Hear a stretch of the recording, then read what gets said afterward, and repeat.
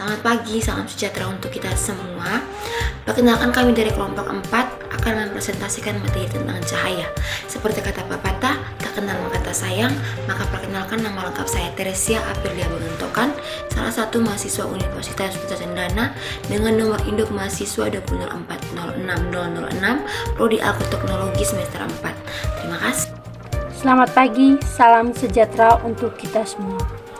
Perkenalkan, nama saya Maria Ayusni Tamara, salah satu mahasiswa Universitas Nusa Cendana Kupang dengan nomor induk mahasiswa 240600108, Prodi Agroteknologi semester 4. 1. Cahaya. Melalui fotosintesis, radiasi cahaya matahari menyediakan energi bebas yang dibutuhkan tanaman dan hewan.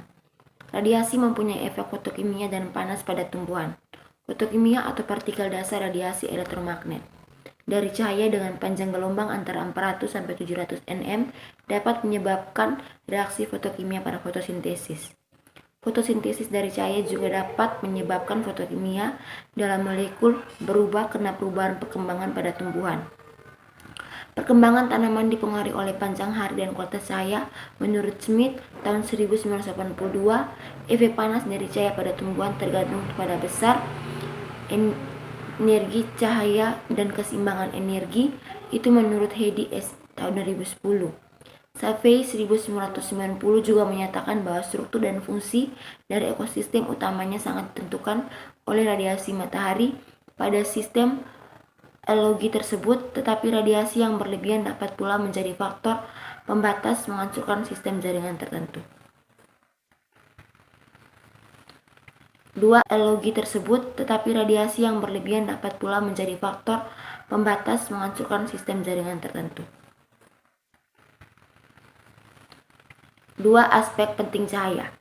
Kualitas cahaya atau komposisi panjang gelombang. Kualitas cahaya adalah mutu cahaya yang diterima dan dinyatakan dengan panjang gelombang. Cahaya yang tampak atau visible light mempunyai panjang gelombang 400 mu sampai dengan 760 mu atau 1 mp sampai dengan 10 angstrom. Cahaya ini terdiri dari berbagai panjang gelombang dan warna. Cahaya dari berbagai panjang gelombang dan warna. Cahaya yang tampak masing-masing adalah ungu A435 mu sampai dengan 490 mu, hijau A490 mu sampai dengan 574 mu, kuning A574 mh sampai dengan 59 mu, orange atau jingga A59 mu sampai dengan 626 mu, dan merah A626 mu sampai dengan 760 mu. Sedangkan panjang gelombang yang lebih pendek dari 400 mu ialah sinar ultra ungu, sinar X, sinar gamma dan sinar inframerah, gelombang radar dan televisi, serta gelombang radi. Itu menurut Jumin HB 2002.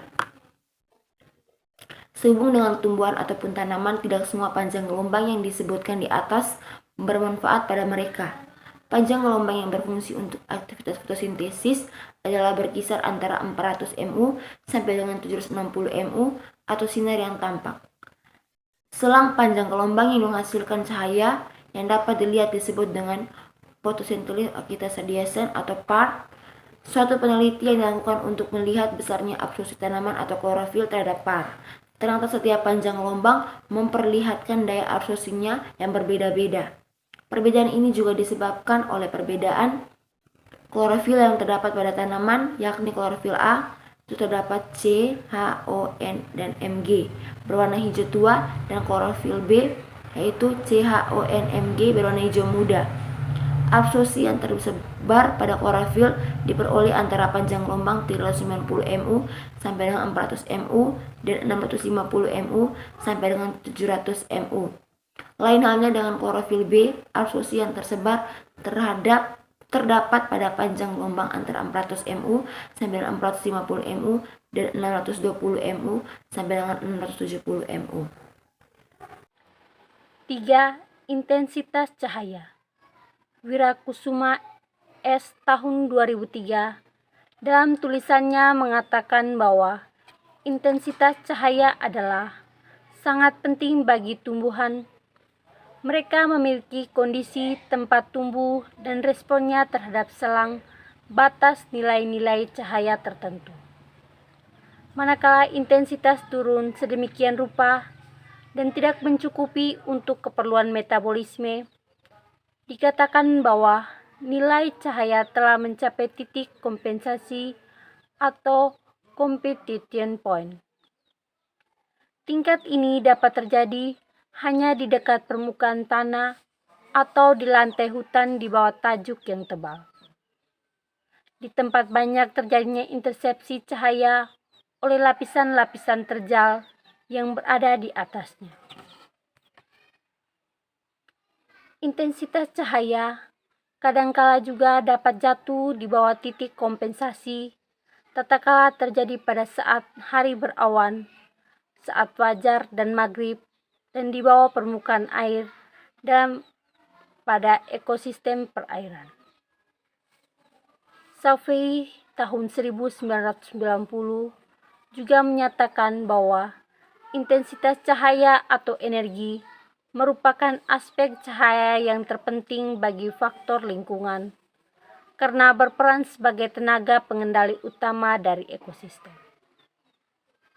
Intensitas cahaya ini sangat bervariasi baik dalam ruang spasial maupun dalam waktu temporal.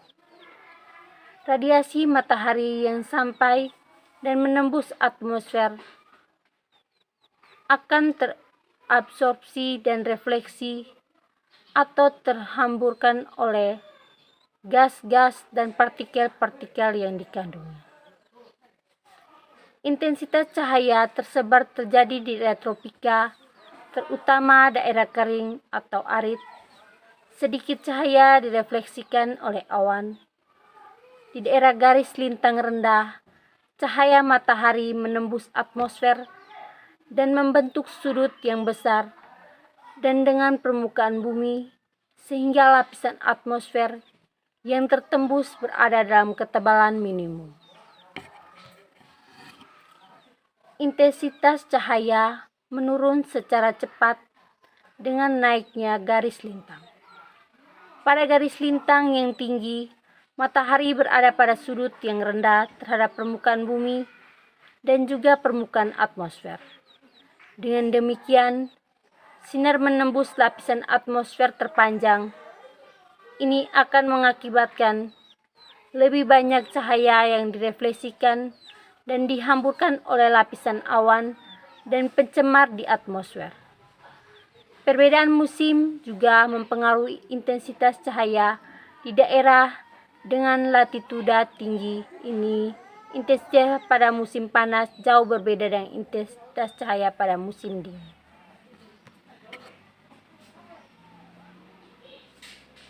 A. Kepentingan intensitas cahaya. Intensitas cahaya dalam suatu ekosistem adalah bervariasi. Kenapa suatu vegetasi mulai dari stratum paling atas sampai ke lantai dasar akan menahan mengabsorpsi sejumlah cahaya sehingga akan menentukan jumlah cahaya yang mampu menembus dan merupakan sejumlah energi yang dimanfaatkan oleh tumbuhan dasar. Stratifikasi vertikal dari suatu ekosistem dengan demikian merupakan hasil dari total energi cahaya yang tersedia dan dimanfaatkan oleh vegetasi itu sendiri. Dalam ekosistem perairan, intensitas cahaya berkurang secara cepat ke arah yang semakin dalam. Air memantulkan dan menyeritif indeks spesies yang mempunyai lapisan berganda, mempunyai kanopi yang terpisah-pisah tetapi bertumpu pada kenyataan. B. Kejenuhan cahaya untuk sebagian besar spesies. Terjangkau pada intensitas di bawah cahaya matahari penuh sehingga memungkinkan beberapa lapisan daun dengan light tinggi bekerja pada kecepatan fotosintesis tinggi. Lapisan berganda karena itu dapat tumbuh dengan lebih cepat, tetapi karena keadaan ini membiarkan lewatnya par lebih banyak. Hal ini terbuka lebih banyak untuk terjadinya invasi. Meskipun teori Horn memperhitungkan variasi respon fotosintesis terhadap intensitas cahaya, tetapi teori Horn ini yang implikasi yang penting. Filter dan Hay tahun 1994. C. Titik kompensasi dengan tujuan untuk menghasilkan produktivitas bersih. Tumbuhan harus menerima sejumlah cahaya yang cukup untuk membentuk karbohidrat dan memadai dalam mengimbangi kehilangan sejumlah karbohidrat akibat respirasi. Apabila semua faktor-faktor lainnya yang mempengaruhi laju fotosintesis dan respirasi diasumsikan konstan, keseimbangan antara kedua proses tadi akan tercapai pada sejumlah intensitas cahaya tertentu. Harga intensitas cahaya dengan laju fotosintesis atau pembentukan karbohidrat dapat mengimbangi kehilangan karbohidrat akibat respirasi, dikenal sebagai titik kompensasi. Titik ini menggambarkan intensitas cahaya yang memadai untuk terjadinya fotosintesis dan merupakan intensitas cahaya minimum yang penting untuk pertumbuhan. Harga titik kompensasi ini akan berlainan untuk setiap jenis tumbuhan.